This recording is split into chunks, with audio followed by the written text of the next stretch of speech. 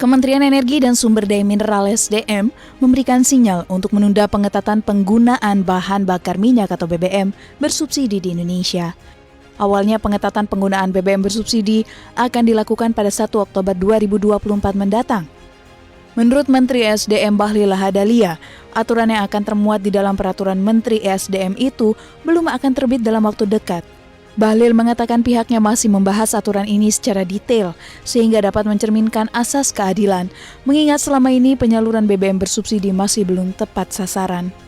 Sebelumnya Bahlil menargetkan pelaksanaan pengetatan kriteria penggunaan BBM bersubsidi ini akan diberlakukan mulai 1 Oktober 2024. Aturan tersebut nantinya akan termuat di dalam peraturan Menteri ESDM.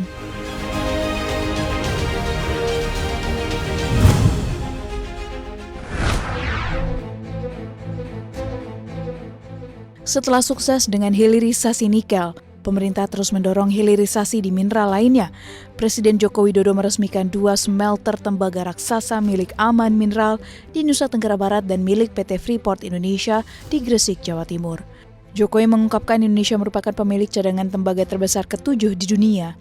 Sehingga adanya 2 pabrik pengolahan tembaga ini akan menjadi babak baru supaya Indonesia menjadi negara maju, sehingga pertumbuhan produk domestik bruto Indonesia tidak lagi bertumpu pada konsumsi dalam negeri.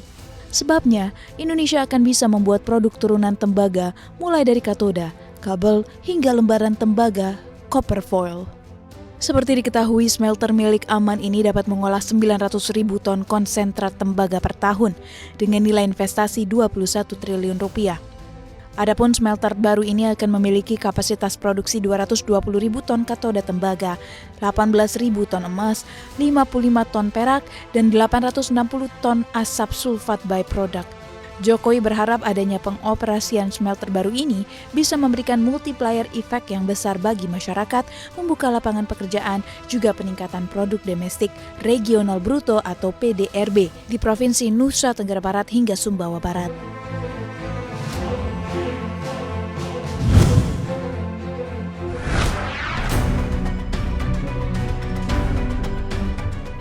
Bank Indonesia mencatatkan likuiditas perekonomian atau uang beredar dalam arti luas atau M2 pada Agustus 2024 tetap tumbuh. Posisi M2 pada Agustus 2024 tercatat sebesar 8.973,7 triliun rupiah atau tumbuh 7,3% secara tahunan. Namun angka itu lebih rendah dibandingkan pertumbuhan pada bulan sebelumnya, 7,6%. Dijelaskan perkembangan M2 pada Agustus 2024 terutama dipengaruhi oleh perkembangan penyaluran kredit dan aktiva luar negeri bersih. Penyaluran kredit pada Agustus 2024 tumbuh 10,9% secara tahunan, lebih rendah dibandingkan pertumbuhan pada bulan sebelumnya sebesar 11,7% secara tahunan.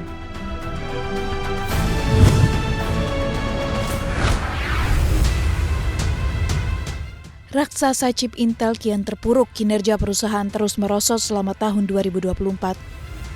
CNBC Internasional melaporkan setengah nilainya telah hilang pada tahun ini. Laporan pendapatannya juga jadi yang terburuk selama 50 tahun terakhir.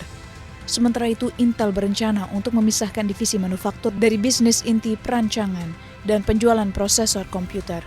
Qualcomm dilaporkan telah menghubungi untuk mengambil alih. Tidak jelas apakah Intel ikut dalam percakapan dengan Qualcomm. Namun perwakilan keduanya menolak untuk berkomentar.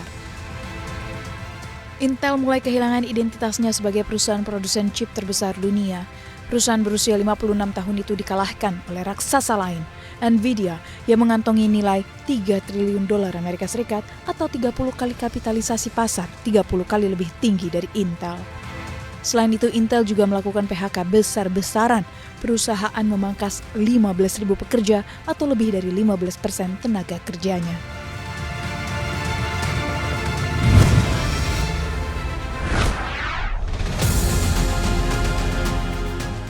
Pemerintah Amerika Serikat pada awal pekan ini kembali melakukan gebrakan pelarangan ke China. Kementerian Perdagangan Amerika Serikat melarang software dan hardware China yang terkoneksi di kendaraan otomatis yang melintas di jalan negaranya. Dua sumber mengatakan alasan pelarangan itu sama seperti dalih pemblokiran teknologi lain, yakni mengancam keamanan nasional.